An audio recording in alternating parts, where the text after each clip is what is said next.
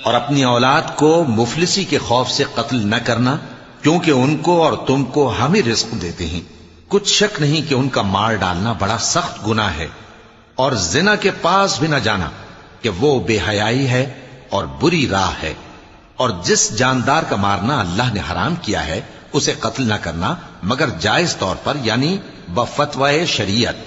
और जो शख्स जुल्म से कत्ल किया जाए, हमने उसके वारिस को इख्तियार दिया है कि जालिम कातिल से बदला ले, तो उसको चाहिए कि कत्ल के किसास में ज्यादती न करे, कि वो मंसूर फतयाब है। और यतीम के माल के पास भी ना फटकना मगर ऐसे तरीक से कि बहुत बेहतर हो, यहां तक कि वो जवानी को पहुंच जाए। और अहद को पूरा करो कि अहद के बारे में जरूर पुरसिश होगी। और जब कोई चीज नाप कर देने लगो तो पैमाना पूरा भरा करो। और जब तोल कर दो तो तराजू सीधी रखकर तोला करो। ये बहुत अच्छी बात